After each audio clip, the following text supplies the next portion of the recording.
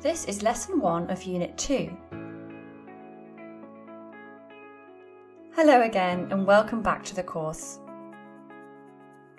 In this lesson, we will learn about the following topics. First, we will look at an example of a cyber attack and use it to define what an attack may look like. We will then learn about social engineering and different types of malicious actors on the internet. We will then cover the targets of attacks and how these people try to gain control of your information for their benefit. Are you ready? Let's go! To start, do you remember this image from Lesson 1? This scene serves as an analogy for the internet. During this entire course, we will be covering 6 major areas necessary for effective digital self-defense. In this unit of the course, Unit 2, we'll be focusing on the first here, awareness. For any malicious activity that takes place online, the following factors need to be considered individually: the device or location of the threat, the type of threat, the malicious actor, i.e. who did it, the target of the attack, and the consequences of the attack. Let's have a look at an example to better explain. Stina works as a project manager for a Swedish NGO that supports LGBTQ+ groups in the Middle East and Northern Africa. One Monday morning, she received an email from an unknown sender. The sender, allegedly a representative of a news company, requested an interview and asked her to download a Word document with a short questionnaire for the interview. Stina downloads and opens the file on her computer. The word processing software prompts her to turn on the autofill feature to make it easier to fill out the questionnaire. Before Stina can read the document and answer the questions, her Word software suddenly crashes. Soon after the download, Stina finds that her computer is not working as it usually does and suddenly shuts down by itself.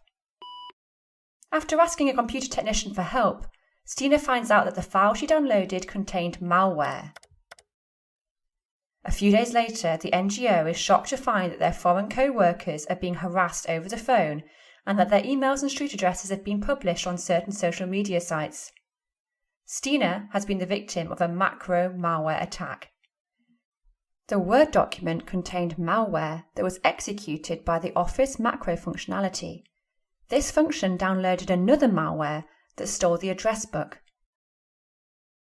Let's recap what happened in this scenario using the terms we defined earlier. The device or location was an office computer. The type of threat was a macro malware embedded in a Microsoft Word document. The malicious actors were political hackers seeking to impede the NGO's activities. The target of the attack was private data about the NGO's employees. And the consequences were exposing and endangering the lives of their co-workers. Let's break down the sequence of events of a typical macro malware attack like this one. An attacker sends out an email with an infected file originating from a malicious website. The victim then opens that file, which begins the malware loader, a simple process which loads the main part of the malware from the internet to your computer. Once loaded, this malware program can do any number of possible things to your computer. It has become normal on the internet to be contacted by strangers, share and receive data, and see advertisements for offers which may seem too good to be true. Social engineering describes situations where attackers exploit human weaknesses, such as fear, uncertainty, naivety or trust, for their own advantage.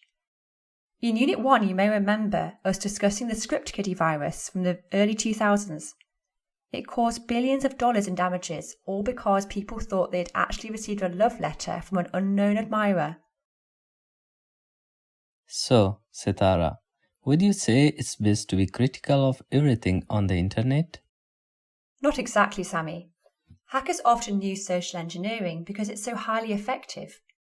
We all need to become better informed on both how these threats work and what we can do to stop them from affecting us. Hi Sitara, this is good to know. How else might a hacker want to trick me? Good question, Sammy. That's exactly what we'll be covering in the lesson below. Goodbye for now.